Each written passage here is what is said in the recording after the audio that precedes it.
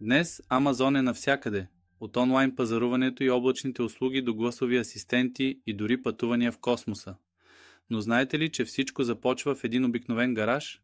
През 1994 година Джеф Безос напуска добре платена работа на Уол Стрит, за да започне онлайн книжарница, без гаранции, но с голяма визия. Тази малка идея бързо се превръща в глобален гигант, който променя не само търговията, но и начина, по който живеем и работим. В това видео ще ви разкажем историята на Амазон, от първите книги до дроновете, Алекса и доминацията в интернет. Нека започнем. Част първа. Началото. През 1994 година интернетът все още е нещо ново, непознато и в очите на мнозина. Просто прищявка, която скоро ще отмине. Но един човек вижда в него бъдещето. Това е Джеф Безос, млад, амбициозен мъж, който работи на престижна позиция в хедж фонд на Уол Стрит. Той забелязва, че броят на хората, използващи интернет, се увеличава драстично и осъзнава, че това е момента да направи нещо голямо. И така, след като съставя списък с стотици потенциални идеи за онлайн бизнес, той се спира на една – да продава книги онлайн. Решението да напусне сигурната си работа е трудно, но съдбоносно. Заедно с съпругата си Макензи, Джеф се премества в Сиатъл и основава Амазон в гаража на наетата им къща, оборудван само с един компютър, старо бюро, направено от врата, и без почти никакви служители. Безос започва сам да изгражда сайта и структурата на бъдещия бизнес.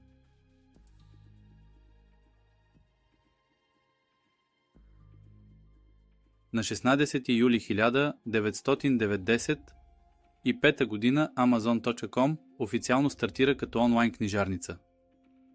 Въпреки скромния си вид, сайтът бързо започва да привлича внимание. Поръчките започват да валят, не само от САЩ, но и от страни по целия свят. Безос сам опакова книгите, шофира до пощата и изпраща всяка поръчка ръчно. Изборът на името Амазон също не е случайен. Безос иска името да започва с буквата А, за да се появява по-напред в азбучни списъци. Освен това, Амазонка е най-голямата река в света, символ на мащаб, към който той се стреми от самото начало. От самото начало философията на Безос е ясна – да постави клиента в центъра на всичко. Дори в ранните дни на гаража, той непрекъснато търси начини да подобри обслужването, да направи процеса по-лесен и по-бърз. Така започва историята на Амазон, не с зрелищно финансиране или екип от експерти, а с една силна визия, много смелост и един гараж, който ще влезе в историята. Част втора. Разрастване и визия отвъд книгите.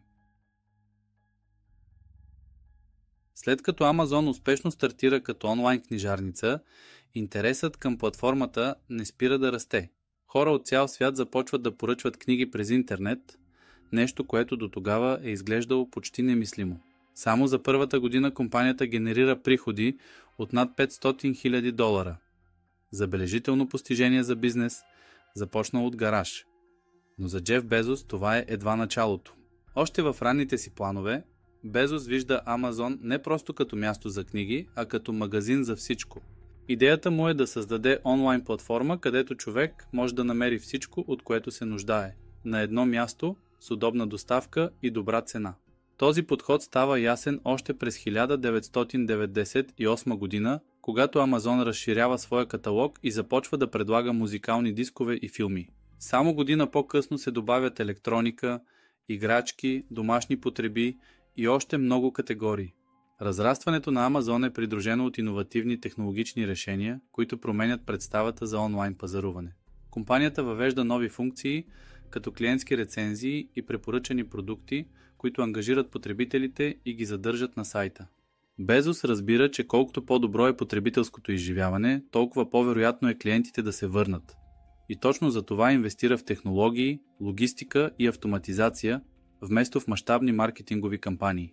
През 1997 година Амазон излиза на борсата. Мнозина гледат с насмешка на идеята за онлайн магазин, който не носи големи печалби, но инвеститорите усещат потенциала. Компанията използва капиталовия пазар, за да финансира своя растеж и да изпревари конкуренцията. Безос често е критикуван, че не гони бърза печалба, но неговата стратегия е дългосрочна и с времето се оказва гениална. Същевременно Amazon започва да развива логистичната си инфраструктура, построяват се нови складове, наречени Fulfillment Centers, които по-късно ще се превърнат в сърцето на операцията. Там се обработват милиони поръчки, които се доставят с невиждана до този момент скорост. Ключовото в тази фаза от историята на Amazon е визията на Безос. Компанията не просто се адаптира към нуждите на пазара, тя ги предвижда и създава. От книжарница Amazon се трансформира в платформа за всичко, и то с такъв размах, че никой не може да я догони. А истинската експанзия тепърва предстои. Част трета – логистика, прайм и пълна доминация. С нарастването на търсенето и разширяването на продуктовия каталог, Amazon се изправя пред едно от най-големите предизвикателства в електронната търговия – бързата и надеждна доставка. Повечето онлайн магазини по това време работят с външни доставчици и често изпращат поръчките с закъснение, но Джеф Безос има различна идея. Той иска Amazon не просто да доставя бързо, а да бъде най-ефективната логистична машина в света. За да постигне това, Amazon започва да инвестира масово в изграждането на мрежа от собствени складове, известни като Fulfillment Centers. Тези обекти, разположени стратегически из САЩ и по-късно по целия свят, са оборудвани с високо ниво на автоматизация, включително роботи, сензори и софтуер за интелигентно управление на стоките. Всеки процес, от складиране до опаковане и изпращане, е оптимизиран до съвършенство.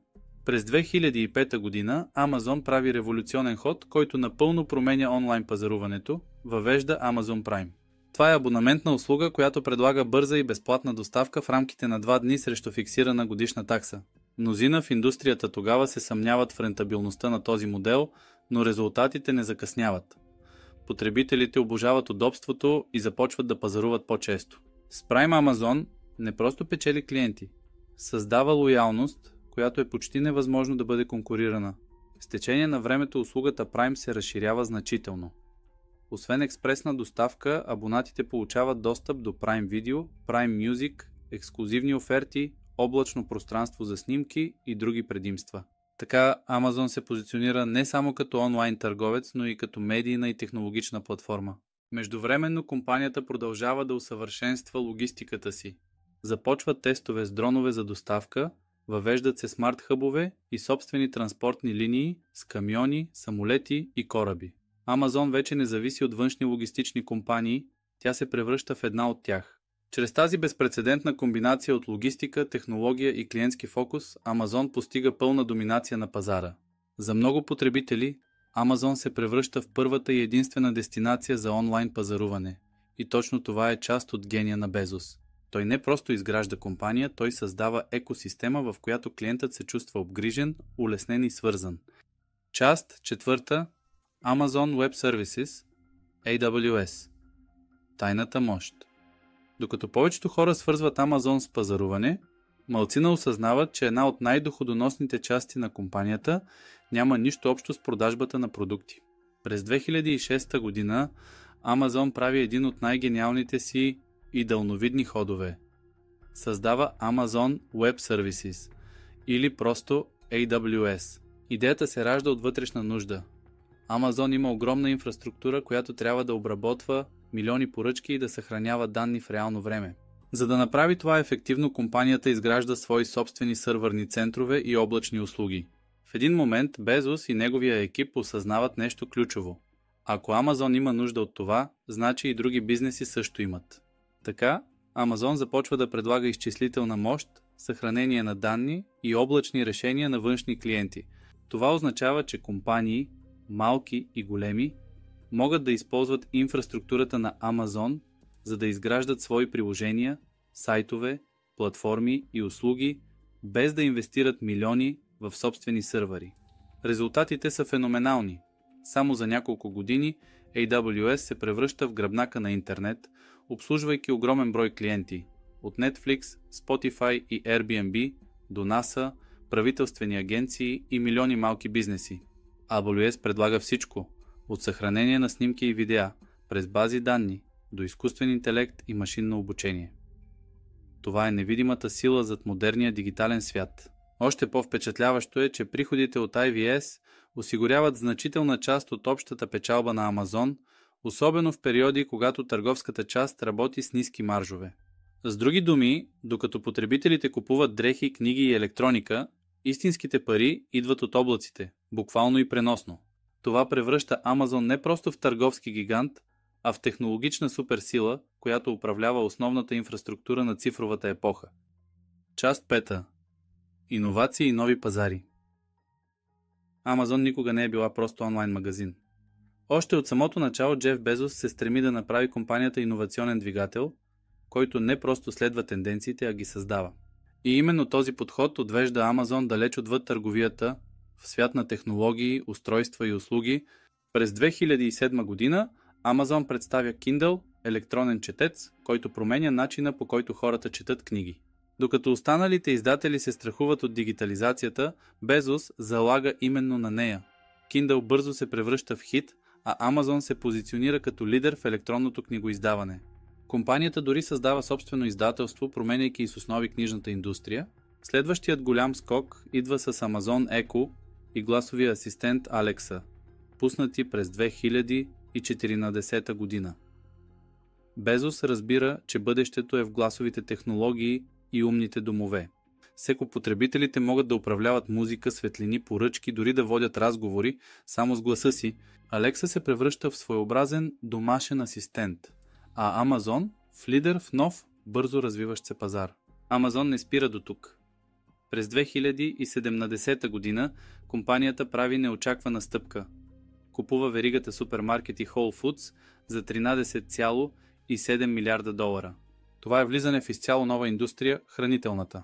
Целта е ясна – да се създаде симбиоза между онлайн и офлайн търговията, където Amazon може да доставя не само техника и книги, а и прясна храна до вратата на клиента. Същевременно компанията започва да експериментира с дронове за доставка, магазини без касиери, Amazon Go и изкуствен интелект, който предвижда от какво ще се нуждае клиентът, още преди самият той да го знае.